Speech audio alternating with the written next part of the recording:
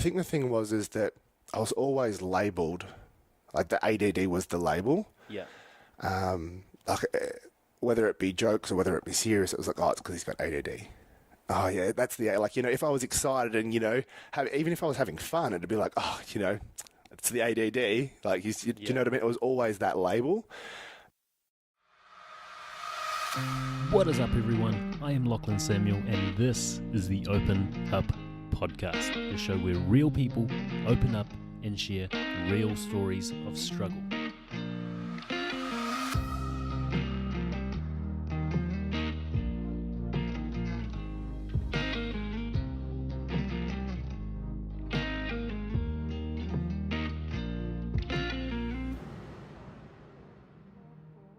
Good to go, brother. Welcome back to the Open Up Podcast, everyone, to episode 42 with Nathan Cassidy, this big old Greek god statue of blue eyes, my man. Thanks for coming over. No, thanks for having me, man. You've been through quite a lot, and most people who would know you as the smiley personal trainer. Yes, that has been the label, yeah. There's a lot more to you, and a lot more to your story than meets the eye, and we're going to delve into a lot of that. But straight off the bat, how would you describe yourself right now? Right now? In what sort of way? Like, how would I describe myself? Just as a human. As a human being? I'd say very open-minded, curious. That's my biggest thing at the moment, is just curious about how the world works, how people work and things like that. I'm just wanting to make a difference, I think. Yeah. Nice. Yeah. You have an idea of how you want to make a difference? Yep, sure do. Yeah. How? Podcasting. Learning's probably the first thing, though. I just want to get out there and just get different perspectives.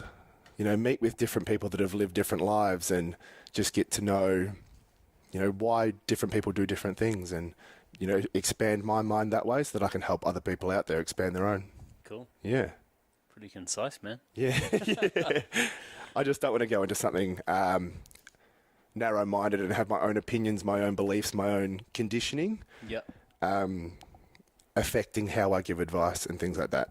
Okay. Yeah, because I've been given advice in the past that have sort of had those, that person's own, I don't want to use the word damage, but that person's, fears or whatever it may be involved in the advice that they give. Yeah. And then that feeds through. And I've seen it with multiple other people as well, where they've been given advice that is fear-based from somebody else, and that leads them on a path of, fear-based choices. And is that something that's rife in personal training? Or is that from... Not so much personal training. I think, like, obviously my career being personal training, I think it just comes down to the conversations I have with people in life, whether that be personal training clients or friends or whatever it may be. I'm a big observer. I listen to details and things like that and pick up on small things throughout time. And it's also come from doing courses as well, like going to listen to speakers, coaches, things like that, and sort of just seeing where people sort of sit. And you can sort of, if you listen closely enough, you can see where people's fears lie based on the advice that they give or, the information that's at hand. That's cool. Yeah. It sounds like podcasting for you then. Yeah, I hope so. I think we're going to kick off by diving into childhood. Yep. And you've been through quite a lot yourself, so did you want to walk us through everything that happens up until, I guess... I'll summarise, I guess, yeah. So I was raised by a single mum. So she separated from my dad when I was about 1. Okay. Yep. She was quite young, so she had me at 20. And I don't know, like, obviously being quite a young single mum, I think I was subjected to, I don't know, certain environments that I shouldn't have been. Okay. Yep, growing up and things like that, like, just seeing things that, parties and just terrible behaviour. Obviously, she was young, which means she had young friends. A lot of her friends were actually younger as well, which the immaturity factor was definitely present. And that just kind of led me through, or that just, Do you know what? Looking back on it, though, I kind of am grateful for all of the things that I've seen and that I've experienced and things like that, because it's probably a big part of the reason why I want to do what I want to do now. Yeah. For some of that, but But I think I've gotten off topic. So yeah, I think you said at about 3 to 4, you were diagnosed with ADD. ADD, yeah. So obviously my behaviour mustn't have been all that great. So I was taken to a paediatrician. And had to go through several appointments there to be tested for ADD. And then medicated from the age of, I think it was about 3 or 4 years old. I was medicated with Ritalin. Yeah. And had that run through up until I chose to come off it when I was 12. It's a massive decision for a 12-year-old. Looking back now, how do you see that decision coming about? Is that because of how you're being treated or how it was making you feel? Yeah, I think so. I think the thing is that I was always labelled, like the ADD was the label. Yeah. Whether it be jokes or whether it be serious, it was like, oh, it's because he's got ADD. Oh, yeah, that's if I was excited and, even if I was having fun, it'd be like, oh, it's the ADD. Like, you know what I mean? It was always that label. And even now, I personally don't like labels. Yeah. But I think I wanted to break that. I was like, no, I'm not a drug. Like, that's the thing. It's like, oh, if I started getting to anything, it was like, oh, have you had your medication? Okay. Do you know what I mean? And it's like, well, the everyday person can have different shifts in energy or behavior. And it's not like, oh, have you had your drugs? Yeah. So it's pretty much telling you if you feel a certain way, it's like, oh, are you feeling okay? Yeah. So, yeah, but like I said, that was either if I was acting up or if I was just, hyperactive, because apparently if you're hyperactive, it's a sign of ADD or ADHD. Yeah. Okay, and so between, I guess, the first story that you're going to share at about, did you say 14 years old? Well, with that as well, just going back a step, I think a big part of the reason why, over time, I felt like I could do it without the drugs is because of my mum's best friend growing up. So she was actually quite a big influencer for me to be a better person. Like, she was just very encouraging towards that kind of stuff. She took me away on holidays with, she was a single mum as well. Yeah. And she took me away on holidays with her mum and her daughter to Queensland. So I lived in Victoria. And before we actually left, so she didn't tell my mum any of this, but before we left, she actually sat me down and because we were driving up there, so it was like a 2 or 3 day drive or whatever it was. Yeah. So a lot of time for somebody that had ADD to get bored as well. Yeah. Do you know what I mean? But she sat me down before we went. I think it was a 3 day drive there, 3 day drive back. And I think we were there for about 7 or 8 days or something around there. And we had a conversation before we left and she's like, all right, Nathan, I'm just going to let you know that I'm actually not going to give you your medication while we're away. Wow. Yeah. And instantly, I still remember being a kid kind of going like, oh, but I have to. Like, it's, obviously all those constant, have you had your drugs? Have you had your medication? Have you? But then she's like, no, it's okay. And then she talked me through why. And she goes, I believe that you can control your behavior. If you get worked up, that's okay. You and I will sit down together and we'll talk through it. And I spent that whole time without not one pill. Wow. That's a power move from her. Yeah. And she's played a lot of those. I remember, like I was saying before, I had quite a young mum, and the discipline that I remember was always just being yelled at. Yeah. And like I was saying to you before we actually kicked off the podcast, it was always my fault. Like, every time I do something, there's always, why are you doing this to me?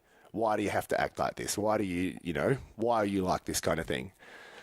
And I remember being at, her name's Kamina, and I remember being at her house when I was young, and her daughter and I were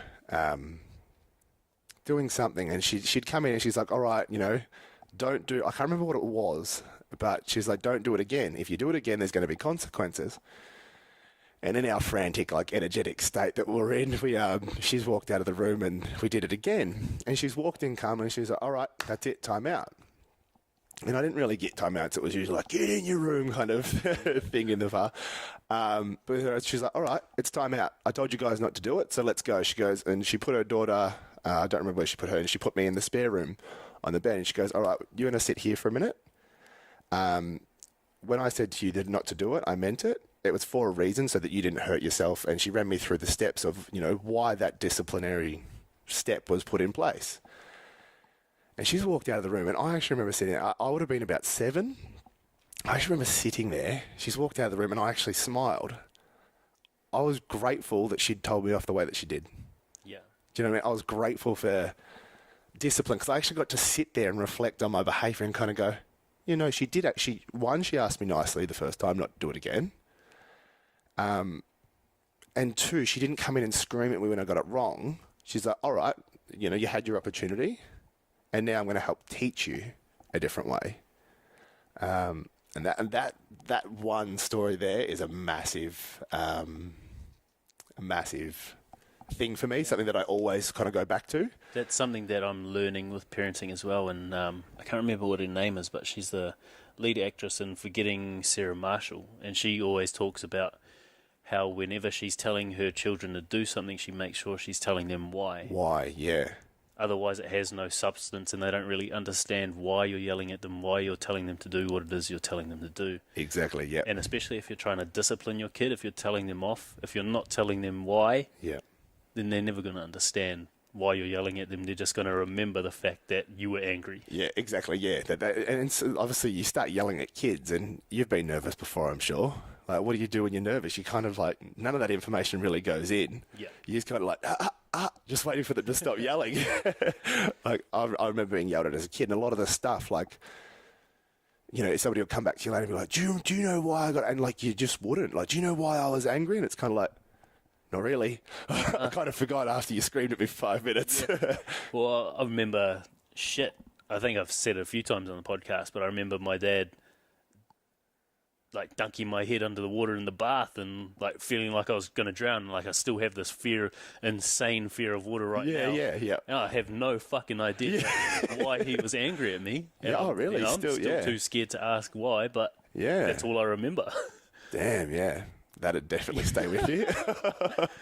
But that's the sort of shit that you don't think about when you're a parent, when you're upset, when you're angry. Yeah. Unless you're consciously aware of the fact that, oh shit, I need to tell my kid what's happening so they understand. This might sound really weird, but you know what helped me be a better parent? What? Dog psychology. Dog psychology? Well, as weird as that sounds, animals in general, because they work off of tones and leaded behavior as well. Do you know what I mean? Yeah. So, and repetition. The thing is that we are kids. You might tell them this one thing, but they don't register in their head that it's an important thing. The level of importance to a kid is very low. So give them 10 minutes to forget about it, and they're probably going to. So it's that repetition that becomes important. It's the same with dog training. You can teach a dog not to pee on the carpet, but you're not going to go no once, don't do that, and that pee's never going to go on your carpet again. It needs to be a repeated behavior where you go, okay, don't do that, we do that out here, and whatever training technique you use, but it needs to be shown in that sort of guided way. And animals and humans respond a lot better to guidance as opposed to excessive yelling. Yeah. That's cool, man. Yeah, so dog psychology actually helped me quite a lot. And Kerwin Ray actually references animal behaviours to children as well in some of his stuff, which I kind of go, I've been doing that too. So for anyone who doesn't know who Kerwin Ray is, quick explanation? Well, he's a business coach. That's his main thing, but he does a lot of... he talks a lot about life. Yeah. I focus more on his life stuff than his business stuff. A lot of his stuff actually has helped, just his random videos. There was one video that a few years back, while still working at Raw, that shifted my whole state, completely shifted it. It's I don't know if you've seen it, but he's one on the happiness one. He goes, all right, cool. Why are you here to build your business? All right. And if you build your business and it earns, X amount of money, what does that bring you? And he keeps breaking it down till the woman goes, happiness. And he goes, well, happiness can be chosen right now. If you keep trying to set goals for happiness, you'll never really be happy. Yeah. And that's what I kind of sat back and was like, all right, what do I have to be, what in my life right now brings me the most joy? And it's my daughter. Being a dad is the ultimate joy for me. But at the time, and like over time, and obviously as we'll talk about soon, that period of not having housing and being, homeless, or, couch hopping and just being all over the place. I've always had this drive to have security and money and stability through housing and things like that. But that became like a fixation. So my work was very, I've got to work, I've got to work, I've got to work, I've got to build the business, I've got to do. Yep. And then it was weird. I watched this 3-minute Cool and Ray video, and I kind of went, I'm actually happy without money. Do you know what I mean? I was like, if I went and, went for a walk or took my daughter to the beach or, just little things, that actually brings me more joy than sitting at work doing the grind. And I still believe, obviously, if you've got financial goals and so you've got to grind for it, but not at the detriment of quality time and things like that. So I just reevaluated everything and shifted what I was doing at the time work-wise and took a step back and barely worked, to be honest, for about 12 months. Yeah. That's cool. So really quickly, just to wrap that little bit up. Yep. For some sort of closure for listeners. Yeah. What would be your end goal? I'll tell you mine first. My end goal now is we're in a 1x1. We've downsized from a 2x1 to a 1x1, and I spent some time in a camper van traveling with my partner. Yep. But now the end goal for both of us is for a little block of land and a tiny home. No matter how big Open Up gets, that's our end goal. Yep. And that's something that I feel would make us happy. Yeah. What's yours? So, funnily enough, I actually do want to settle down on land. I don't care the size of the house. I just want that, I just want to wake up in the morning, just walk out onto grass and hills and things like that. But my biggest, what I want is, I want to have that for my daughter. I don't want her growing up thinking that all this superficial stuff of society is what holds value. I want her to sort of wake up in the morning and walk outside with the dogs, or, do you know what I mean? Yeah. And just value life over things. But with that, obviously, that's my home life. And then what I want is, I just want to have an impact as well. I just want to share all of the knowledge that's in my head and all of the stuff that I know can help people overcome those barriers. Cool. And just live and enjoy those small things as well. That's awesome, bro. One thing I want to touch on before you move to your first story. Yep. Was you saying that your mum felt like everything you were doing Yep. was, I guess, intended to hurt her? Yeah, it's like my behaviour. So if I did something wrong, there was just this constant sort of, why are you doing this to me? And it's, even looking back, and it's like, I didn't sort of go, I'm going to act this way to make you feel like shit.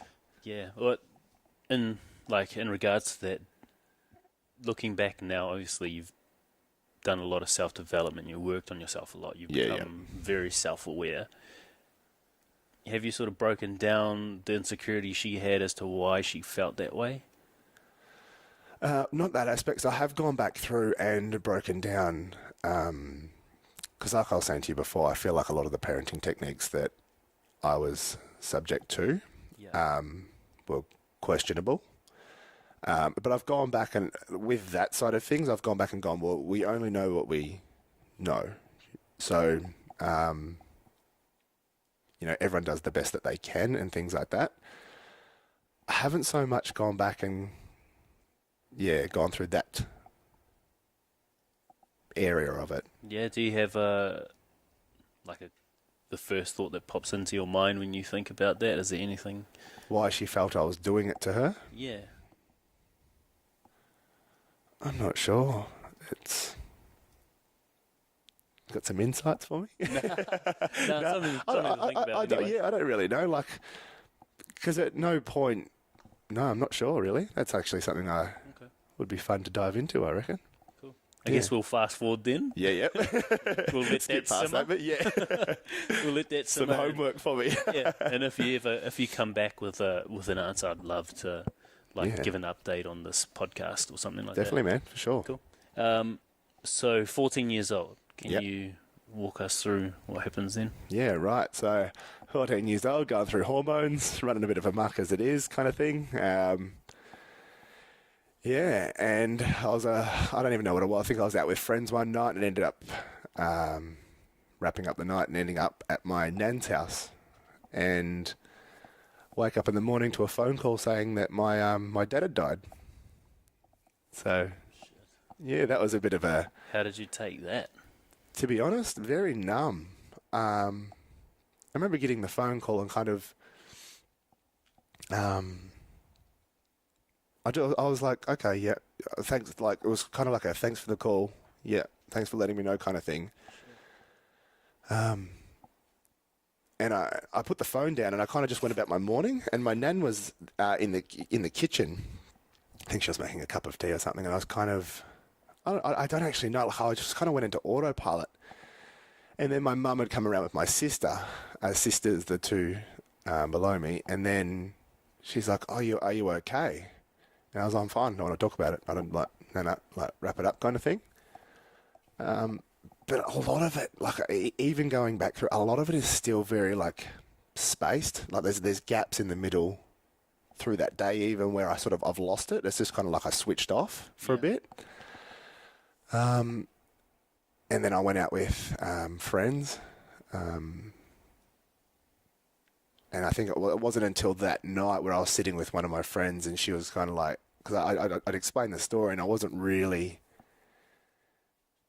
I don't think it's still really registered and I just broke down, but I can't remember breaking down a lot. I can't remember being sad very often. I think I just turned it into mainly aggression after that. I kind of, once it just sort of sunk in, it kind of, I just got angry. Okay. Yeah, that's the path I kind of went down and just seeking out violence. Okay. Seeking out conflict, I think. I think it was kind of like I don't know. One, it was like, in my head, I remember going back and in my head it was like, as stupid as it is, I was like, why would you leave kind of thing. Yeah. He didn't choose to die, so I've cleared that one up. Yeah. And then it was kind of like, why me? So then blaming the universe. Well, you've been raised on that, so... Yeah, blaming someone, yeah. And then blaming my mum. Not obviously, my relationship with my dad wasn't very close because there was quite a bit of distance between where we lived. So usually when we'd catch up, it'd only be like once or twice a year, and it'd be we'd drive and meet in the middle. And that comes down to I had a lot of fear towards my dad, and that was from my mum. So my mum fed me all of these stories and about how aggressive he was and violent he was and things like that, things that he'd done and all that sort of stuff. But he'd never shown any violence towards me. He'd never hit me. Like I'd never personally had any violence. It was just all the stories, and then all the stories obviously created this fear. But it used to frustrate the shit out of me because in social situations when my mum would be around friends or family or things like that, she'd always be like, "Oh, I'd never talk poorly about Nathan's dad in front of him. It's up to him." And I'd be standing there during these little chats. I'd never talk poorly about Nathan's dad in front of him. He needs to make up his own mind of what kind of man he is and all that sort of stuff. And like that very same day, she'd be telling me stories. Do you know what I mean? Because that would have been a topic that was, up for discussion for the day. And then she'd be like, "Oh, you know what he did to your nan, and you know how violent he was with me, and what he did to your brother, and do you know what I mean?" And then it'd come. I remember one time I went to stay at his house, and I was just petrified the whole time. I ended up climbing under the bed, and he hadn't done anything to me. Like he hadn't. It was just that instilled fear from my mum's ongoing stories about the person that he was. And don't get me wrong, like he was an aggressive, angry person, but not. I didn't experience any of it. And I just climbed under the bed and cried and said, "I want to go home. I want to go home." And this is like I think it's like a 4 to 6 hour drive or something. Oh, do you know what I wow. mean? Like it wasn't just down the road. And then and I don't think I ever stayed there again. But then I blamed mum for my relationship. Like once he died, I was like, you filled me full of all of your fears, or you filled me full of all of these fears,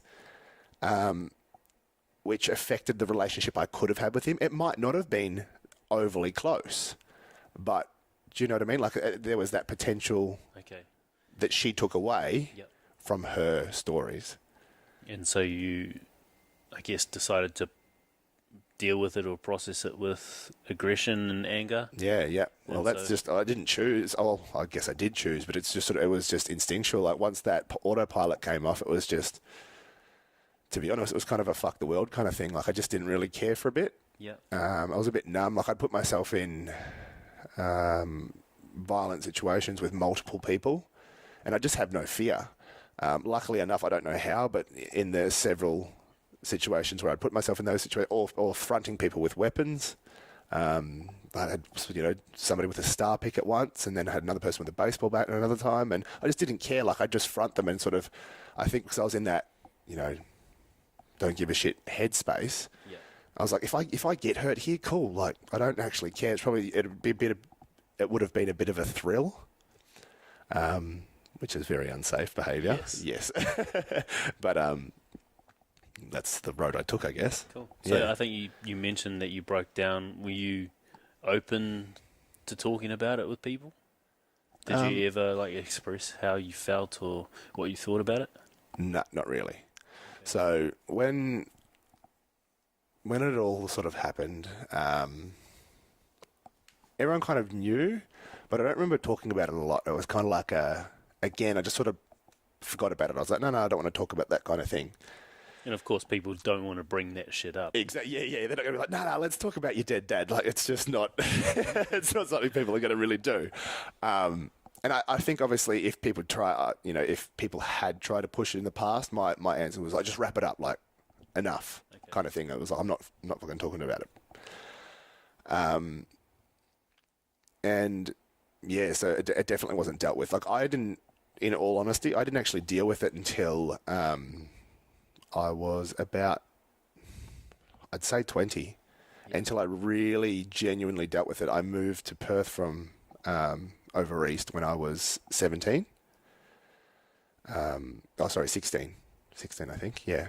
But I didn't really deal with anything until after I'd kind of set up my career and sort of, got things on track and sort of started being able to reflect on my life and not being in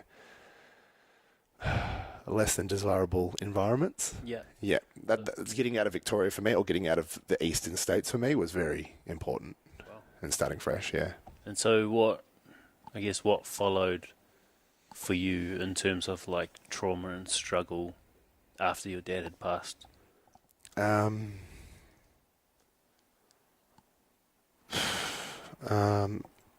did it affect my life moving forward, after that? Yeah, well, I think you said you use masking mechanisms and stuff like that. Oh yeah, so going back a step, so before that, after Dad had passed, I started partying a lot, and I was only 14 when it had happened. So I started I would catch the bus from school into town, bypass my house, and catch the bus into town.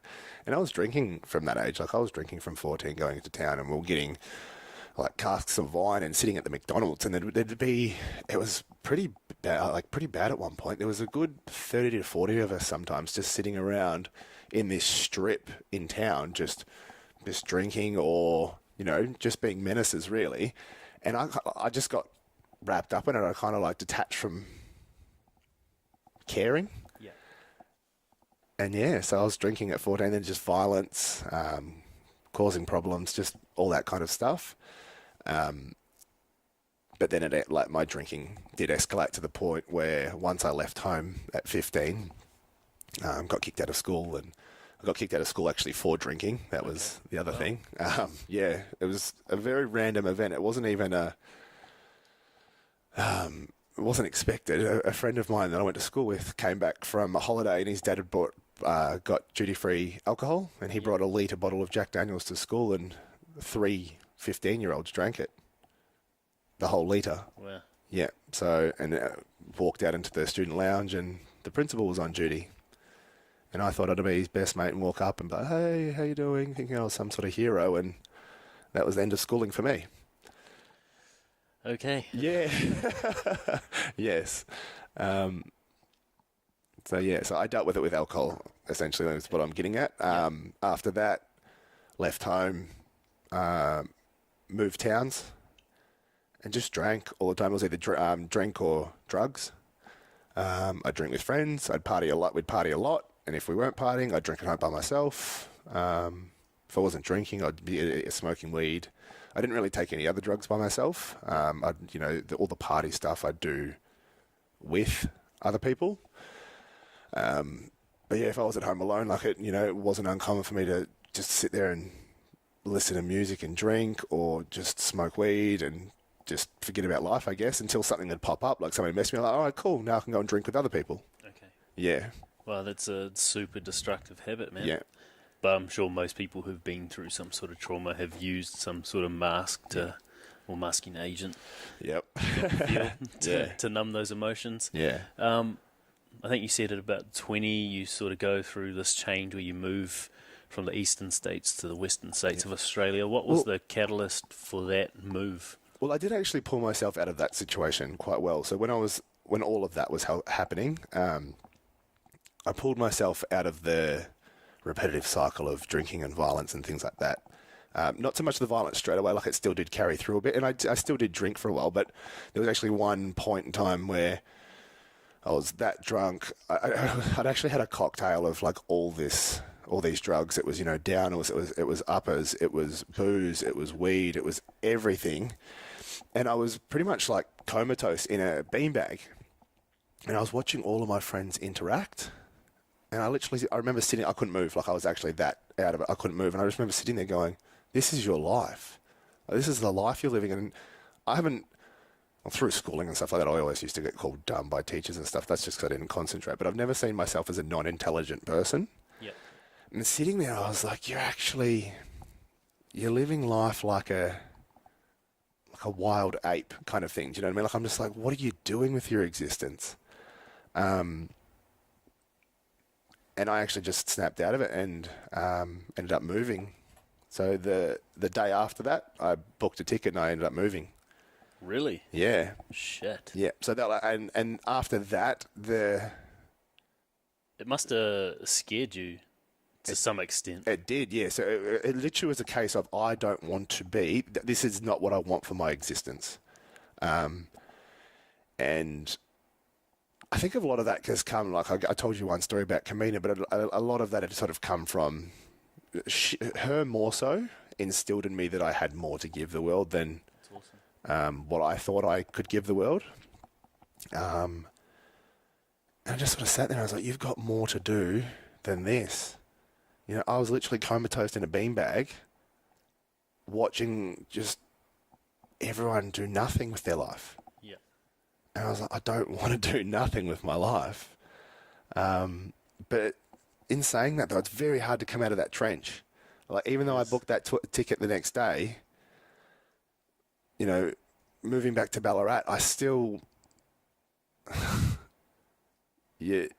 my personality and my surroundings and who I was at the time was attracting certain things. And it kind of, like, I kind of went straight back into it and found a similar, like, I didn't behave as much the same, but I found a similar crowd and started doing similar things. And then the moving to WA was actually a fortunate thing. I'd got myself, I got myself into a program with Novotel Hotels.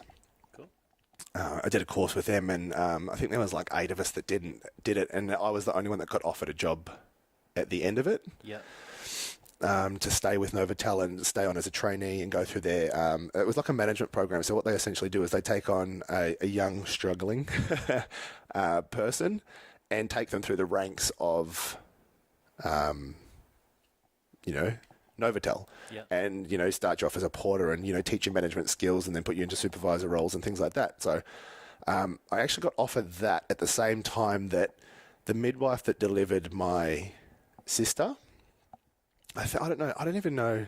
So she just she got a job for me on, or her brother was the CEO at Rottnest Island for the maintenance company over there. Yeah. And she was actually trying to help. She was helping me quite a bit while I was still in Ballarat. She put me in touch with a guy over there that owns a gym. Mm-hmm. And she was just kind of like sending me to him for coffees every now and then, just to give me somebody to look up to that wasn't within my world. Yeah. I think that's how I eventually got into fitness, just having that was kind of like the first person to look up to in a business world or whatever it may be. and just him showing me how he changes lives and all that sort of stuff. But she ended up contacting her brother, who was the CEO on Rottnest, and was like, I've got a guy here that could use a sea change. Have you got anything for him? And she ended up getting me a job there. So I had the opportunity to work. And for me, the Novotel, like with the life that I was living, having only just had stable living, arrangements for, I think I'd been with those friends for about 3 to 4 months. And that for me was solid. Like I was couch hopping for about 11 to 12 months where I didn't really live anywhere. Yeah.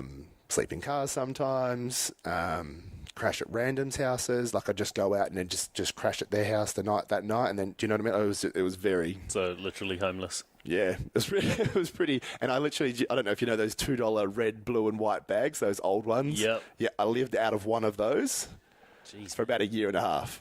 That was literally my existence in a bag, because when I left home, I literally just went into my room, stuffed it full, and never went back. And that was what I lived out of. Wow. Yep. Jeez, man. One $2 bag. Yeah. I guess we've got about 25 minutes left, but I want to fast forward a little bit to where you start to feel like you're becoming someone you're proud of. Yeah. All right. So, Or like where you find your first aha moment, or like the catalyst to change. Yeah. So I did my PT course when I was, when I started, I was 17, I think. Yeah. Finished that. I think it was while I was doing the course. So first thing was I was getting, so my student, like the people that I was studying with, I had 4 people actually paying me at lunchtimes to train them because of how well I was doing in classes and things like that. So that was definitely a confidence booster. Not only that, but one of the lecturers that I had, he actually approached me and asked me to join in on his boot camp that he was running. So he was doing a fundraiser for the Breast Cancer Foundation of WA, and he was training 18 corporate people of Perth to climb Mount Kilimanjaro for a fundraiser. Jeez. And he approached me of what, there's any one of 4 classes with 20 plus people in each class running at any one time, and he actually approached me and asked me if I'd like to do it alongside him. So again, that was, a bit of a confidence booster. And then, like, all these kinds of things just kept happening. And obviously, once you find something that you're passionate about, you do it well. And I was super passionate about it. Like, I'd print off things every day and learn more and more and more. And, but then it was, once I'd finished my studies and started at little old Jets in Fremantle, I kind of did quite well. Like, it worked well for me. It wasn't something that, as scary as it was, it kind of became comfortable quite quickly. And I ended up being the manager of my first gym. I was only 18. I'd only just turned 18, and I was the manager of my first gym at the age of 18. And I think all these kinds of things, and having these kind of seeing my own potential, because I think that was the thing. Like, I never really saw overly what I could do or what I had to give. But once I started to see it, that was definitely the catalyst for wanting to be better. Cool. Yep. And then the biggest catalyst was then having my daughter. Yeah. Yep. That was the big kicker. So how old were you when that happened? 23. Wow. Yep, 23 when I had her. So yeah, that was a. Were you starting to become someone you were proud of at that point? Were you still exhibiting that aggression and that anger? No, definitely not. So all of the aggression. So I stopped drinking at 18. So when I was 18, I just stopped. I was with somebody at the time who, when she would drink, she was very playful with other men. Okay. And there was just several occasions where I she was caught pushing the line a bit and things like that. And it just made me uncomfortable. But the one thing that I sort of, again, like I was saying earlier, I like to watch people and sort of watch how interactions happen. The one thing I got sick of is people going, oh, but I was drunk. Do you know what I mean? And like making these shit life decisions and doing these shit behaviors because of drinking. And I get, obviously, alcohol lowers inhibitions, all that sort of stuff. But I just didn't want to, I personally didn't want to keep, not so much fucking up my life, but making dumb choices and go, oh, but I was drunk. Yeah. And obviously, being an alcoholic and all that sort of stuff, I'd push the line far enough and enough, and I just stopped drinking. I didn't touch booze for 3.5 years. It's awesome, man. And That's why I don't try my best not to get drunk anymore. I might drink here and there, like I am right now, having a Guinness. Having a Guinness, yeah. Gravy in a can, but Yep, nice. I don't drink and get drunk because I know I become a pig when I'm drunk. Yeah. And my morals fly out the window. Yeah. And my thing as well is aggression, like I said, like that was a very easy outlet for me. If I drink and somebody pushes that line for me while drinking, I'm never and it's not like you're a violent drunk. I'm just a very reactive drunk to people that challenge me. And I think that's the biggest thing for me, is being somebody trying to belittle me or anything like that, or all my friends. That's the other big thing. If somebody belittles or degrades a friend of mine while drunk, I've got like zero tolerance for it. And because of that, I'm like, I don't want to be a violent person. So if I'm unable to control that behavior while drunk, I'm just going to take it out, because I know I can control it while sober. Yeah. Yeah. Even though I might want to still do the same things, I'm not going to do them. Yeah. Yeah. It's awesome, man. So, yeah, 3.5 years without. I think we'll jump on to recovery. You've got a few things here, but I think a lot of them we can reflect back onto some of the stuff you've been through. Yeah. And pull a few lessons from each of those things. Looking back at what you've gone through, obviously being diagnosed at 3 or 4, being medicated till you're 12, having your mum feel like you're out to get her with your behaviour, even though it's probably behaviour that you didn't understand yourself. Losing your dad and then going through the violence, masking of drugs and alcohol, and then leaving home, being homeless for a certain amount of time, and then finally having this realization that you need to get out, that you need to improve your environment, get to WA, and then finally begin to see that there is more to you than just being this aggressive drunk. Yeah. We spoke beforehand about you and the modalities that you used. Self-awareness, that seems to be one that I feel had to come into play, especially while you were comatose on that beanbag. Yeah. And of course, when your mum's friend is telling you that she believes you can, survive that trip without your medication, as well as in the decision to stop drinking. Looking back at everything you've been through, is there anything else that you can see was, I guess, negated due to self-awareness?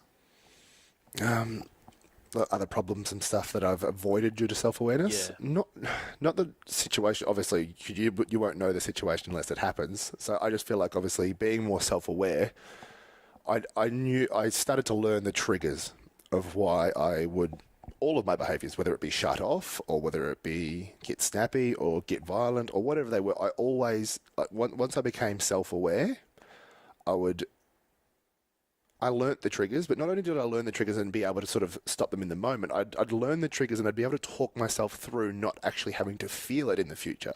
That was probably the biggest thing, is that, like I was saying before, like having those, if somebody tries to challenge me and feeling inferior and things like that, my old response was to just kick right off and to I'll show you kind of thing, and just shift that balance. Where now it's like, cool, if you feel like you need to be bigger than me, that's your thing.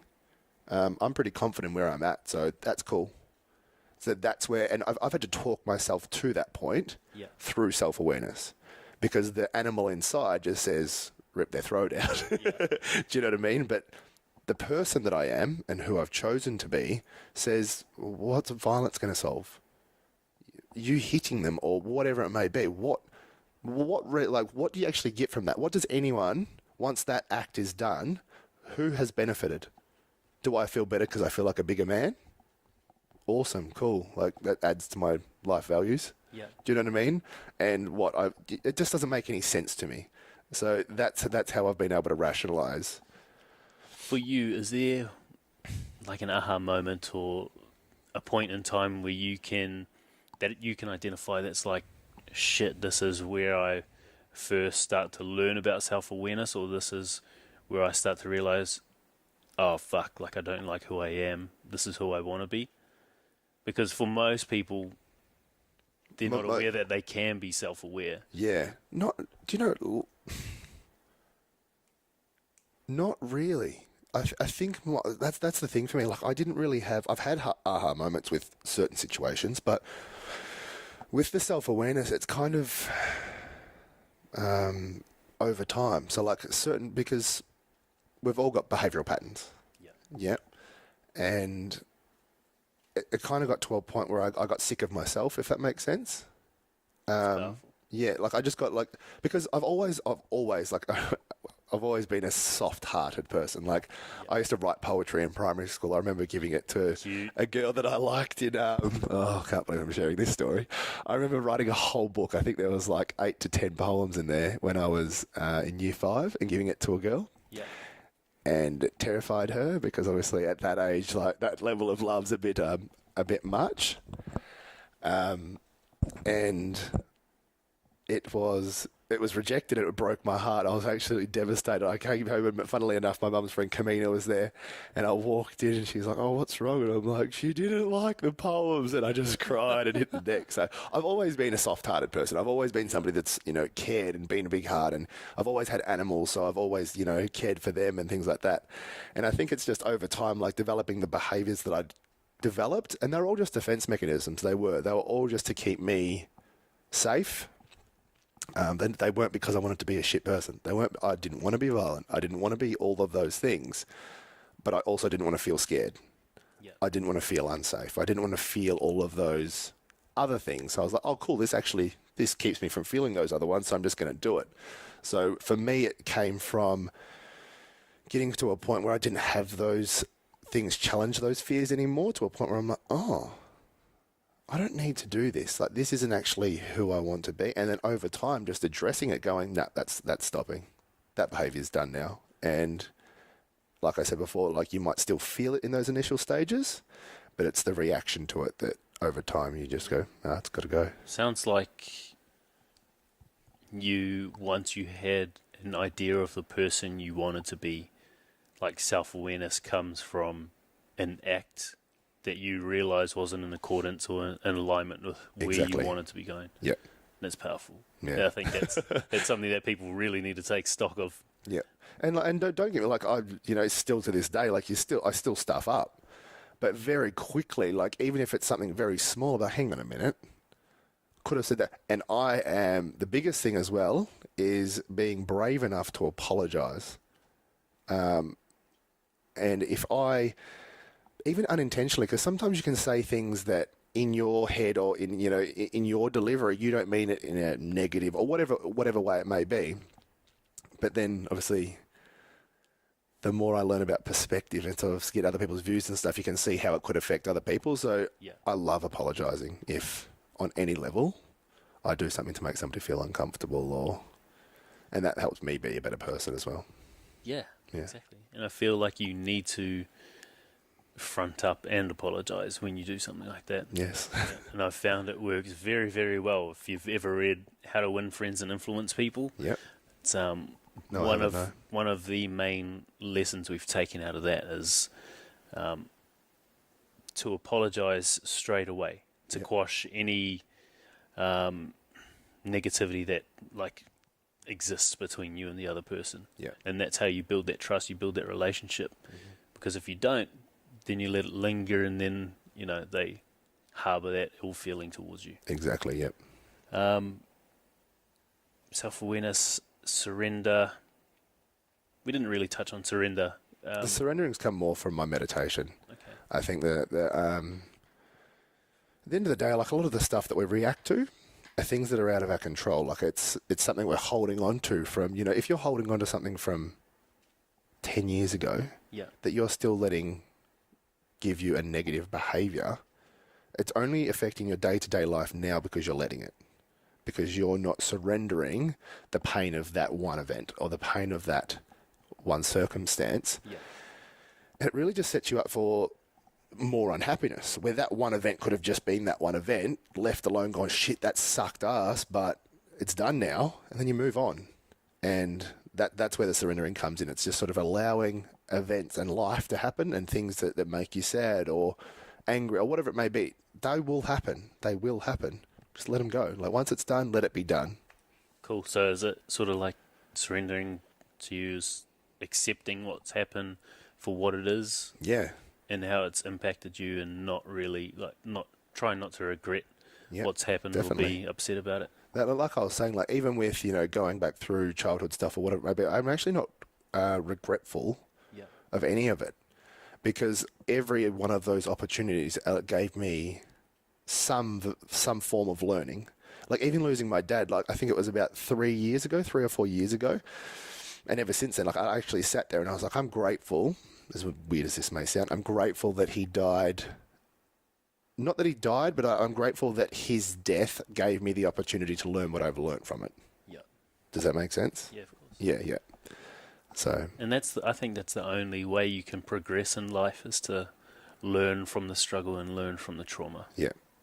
Because, he died when I was 14. So, if I still held on to the pain of that now, it's 14 years worth of discomfort for something that happened, one event that happened 14 years ago. Me ruining my life now doesn't change that event. It doesn't, nothing gets, well, not better, nothing changes that already having happened by me keeping that behaviour. Yeah. Yeah. You All that pain. You touched on surrender coming from meditation. Yeah. When did you start doing that, and why? Well, luckily, again, coming back to Kamina, a lot of the stuff in my life, Bloody angel, this woman. she is. She's since passed. She passed the last a couple of years ago. But she really was, in my eyes, she definitely was an angel for me. If it wasn't for her, I wouldn't have had the self-belief to change a lot of the stuff that I did. Yeah. But she actually introduced me to Reiki. Cool. When I was quite young. Like, for example, that day that I came home bawling my eyes out because I had my heart broken because she rejected my poetry, I was curled up on the floor and she just sat down and gave me Reiki. And within minutes I was calm. And, when I'd hang out with her, we'd play with stones, and like, she just introduced me to that stuff quite young. Yeah.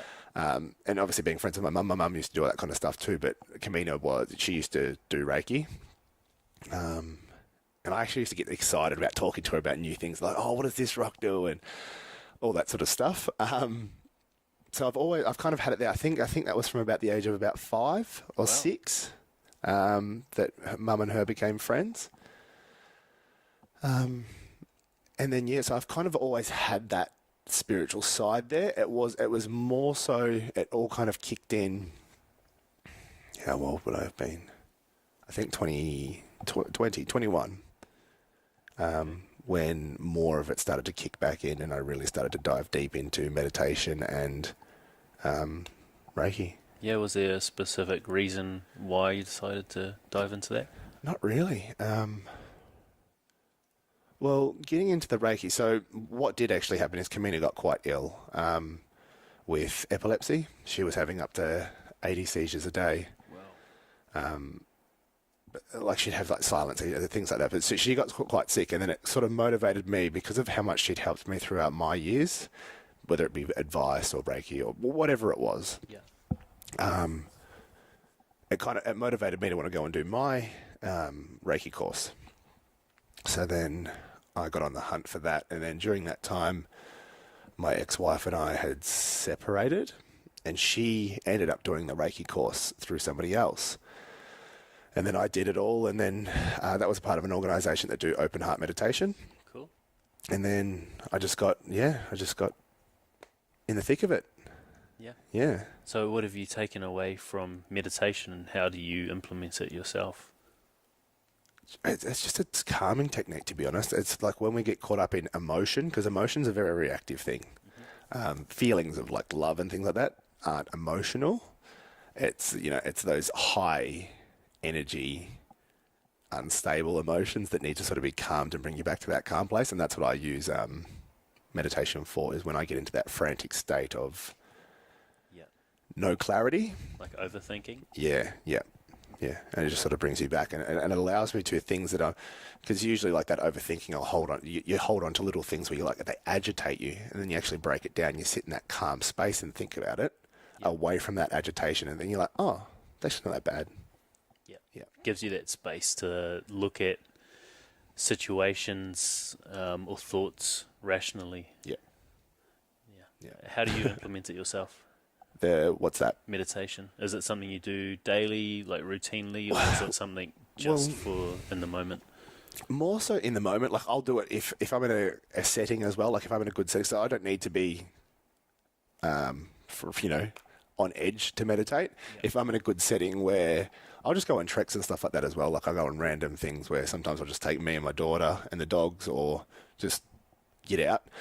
And if I'm in a good setting, next to the water or whatever, I'll just meditate. I don't have to sit and meditate, so I can stand and I'll just close my eyes, and it just brings me into that space where I'm like, oh, I'm taking this time to just feel, and just be present with where I am. Grateful.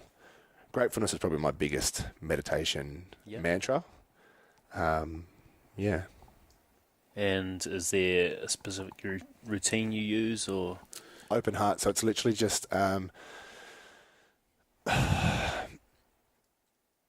it's really just opening up and just knowing, just allowing myself to be a part of what's happening, like letting go of control and things like that. So my meditation isn't really a practice anymore. It's more of a feeling, an experience, acceptance of life kind of thing.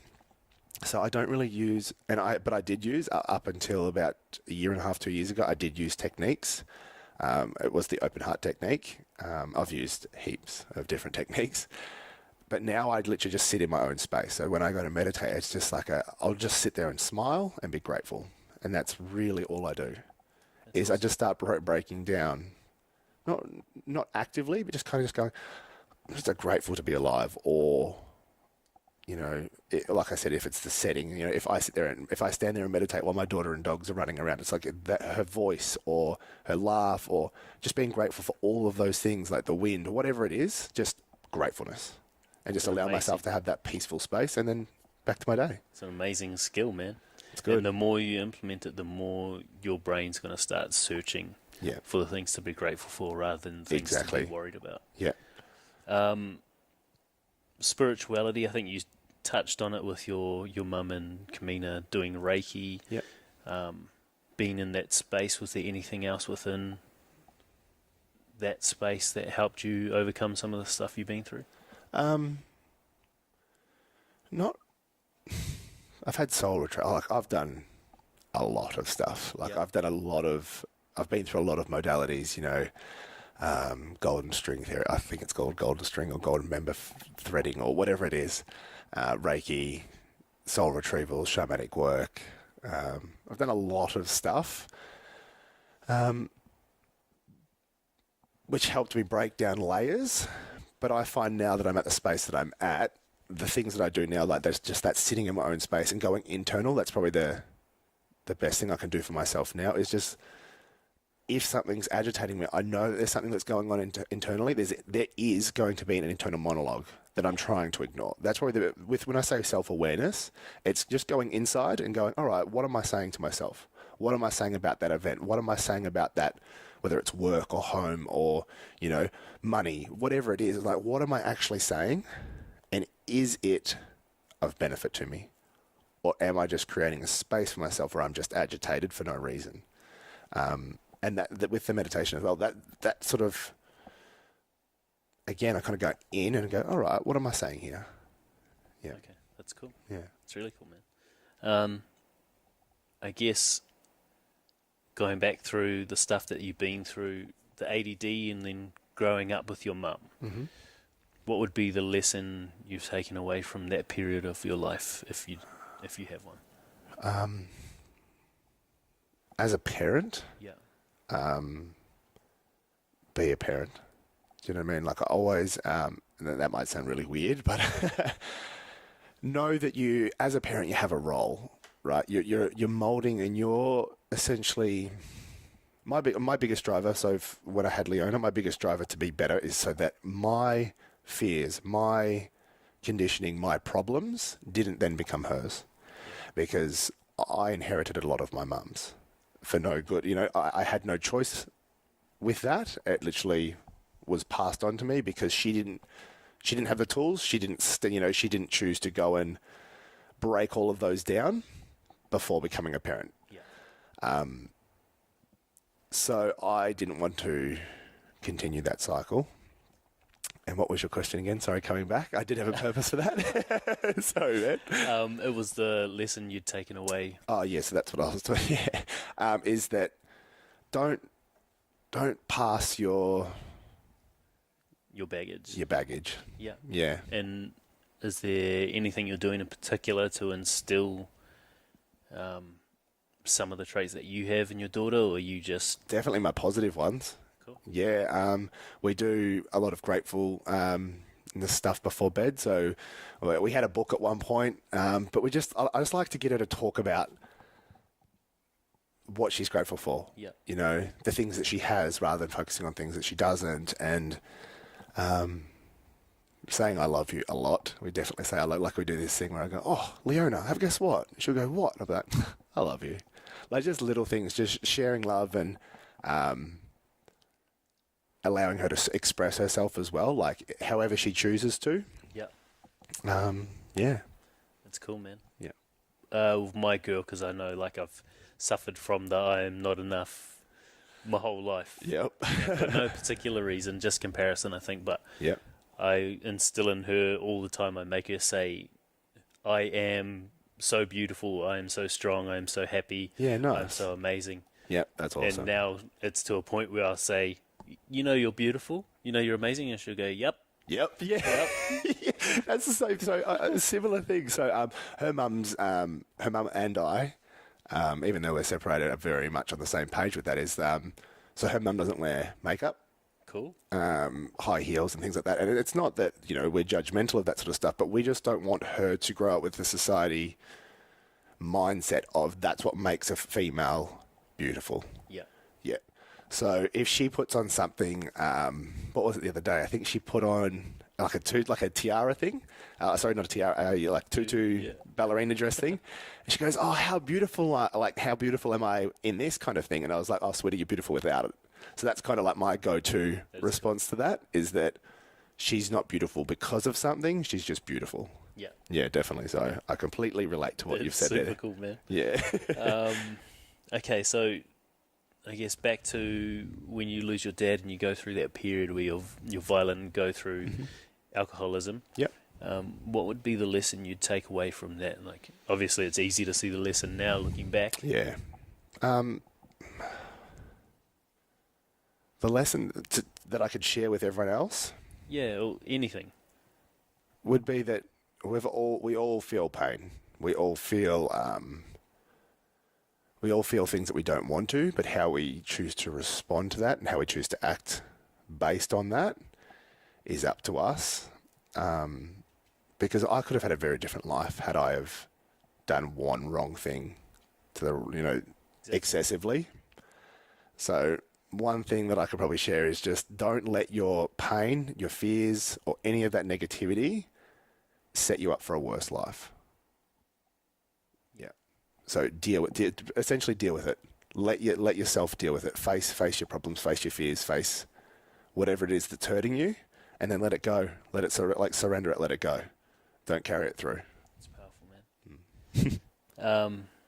And I guess, is there anything else that you think you could share that people would resonate with in terms of what it is you've been through, what it is you aim to do with the rest of your life? I don't know, really. Like, just stop lying to yourself. As weird as that might sound, don't lie to yourself. Don't create these false stories in your own head that you tell other people, and don't believe them. If you've got these repeated things that because we all know there's certain things that we do that don't really serve us. Yeah. I reckon challenge those things. Yeah. And a quick example from your life? From personal experience. What have you lied to yourself about? The fact that, so when I was being aggressive and violent, like I had actually got to a point where I told myself that's I created that status for myself. I created this. I am something to be feared. I am, like, pretty much. It's like if I was challenged, I created, and I made myself believe that I was a violent person. Okay. You know, I got to that point where I was like, no, I won't be challenged. I won't be. But that's not genuinely who I was. It was because I'd created this safety wall because I didn't want to feel inferior.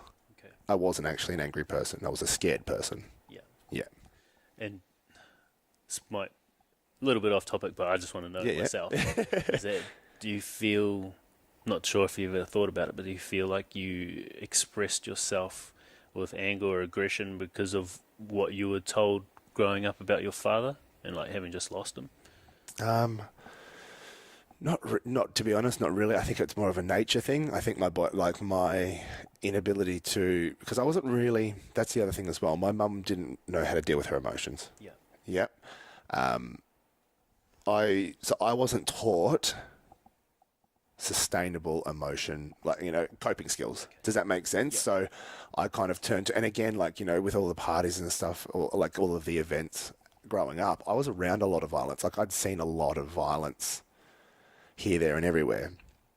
And I think I just, in my head, but based on my conditioning, my response to feeling that way was to just be violent. Okay. Yep. And just be, or just be angry or belittling or whatever it may have been. Yeah. Yep.